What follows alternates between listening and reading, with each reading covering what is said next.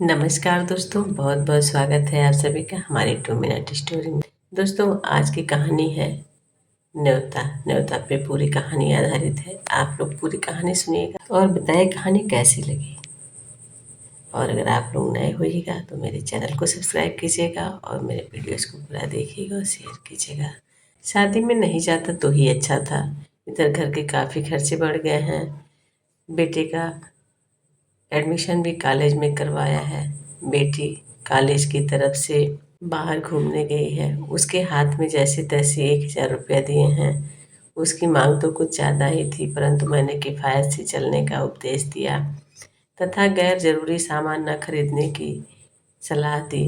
घर का खर्च अलग है। इस महीने का राशन जुटाना भी मुश्किल है। इसी समय दीदी की चिट्ठी भी आई। पढ़कर खुश होने के बजाय मन में चिंता होने लगी। कितना भी कटौती करूं, 1,500 रुपये खर्च हो ही जाएंगे। महंगाई हर साल सुरसा की मुंह की तरह फैलती जा रही है और हम मध्यम वर्गीय लोगों का जीना मुहाल कर रखा है। इस आकस्मिक परेशानी से मुझे पत्नी ने उबार लिया।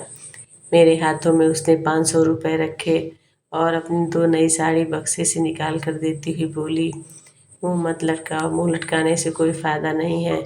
शादी में तो जाना ही है, चाहे जैसे भी हो। दीदी की यही एक बेटी है, बाकी का जुगाड़ आप कर लें।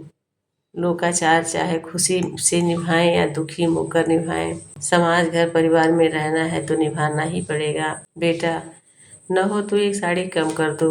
लड़की को अलग से साड़ी देना कोई ज़रूरी नहीं।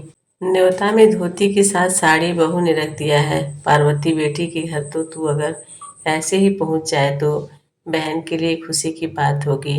इमली घुटाई 50 रुपये दे देना, इतना क्या कम है। अब जाने की टिकट कटा ही ले। पास बैठी माँ ने सलाह दी। उनकी बात सुनकर पत्नी हड़बड़ाए स्वर में कह उठी, नहीं नहीं अम्मा जी, लड़का लड़की को हम गहना गुड़िया तो दे नहीं रहे हैं। ऐसे में साड़ी कम करना ठीक नहीं है। लड़की को अलग से कुछ देना ही चाहिए। समझिए, मामी की तरफ से ये उपहार हुआ।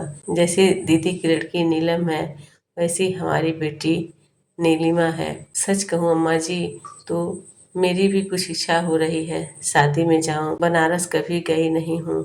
मंदिर घूमने का साथ बरसों से है। शायद इस शादी के बहाने बनारस घूमना लिखा हो। ऐसे तो न जाने कब घर से निकलना हो। क्यों जी, मैं भी आपके साथ चलूं?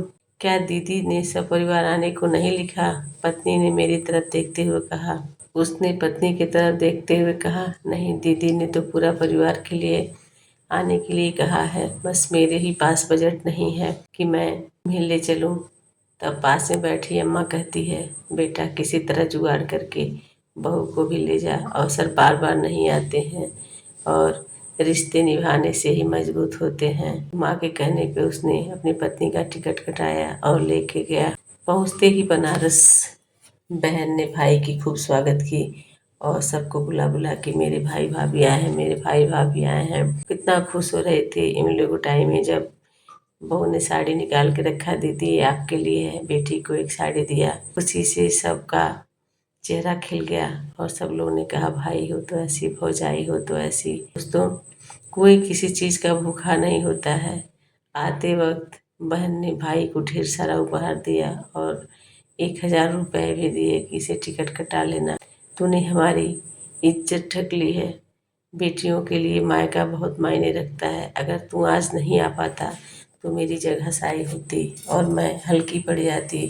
क्योंकि अगर मैके से कोई आता नहीं है तो सभी लोग हमेशा कटाक्ष करते हैं और व्यंग बोलते हैं कि इसका संबंध अच्छा नहीं है। वो ये नहीं सोचते हैं कि मेरे घर वाले की हालत कैसी है, किस स्थिति में। ऐसा कोई कुछ नहीं सोचता, बस ताना मारना शुरू कर देता है। तो दोस्तों, आप लोगों की क्या राय है? हमारी तो यही राय है कि हर रिश्ते की अपनी एक अहमियत होती है और कभी कोई रिश्ता छोड़ना नहीं चाहिए।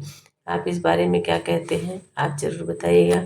इन्हीं शब्दों के साथ विदा लेती हूँ, फिर मिलती हूँ नई कहानी में। तब तक के लिए आप सभी को प्यार भरा नमस्कार।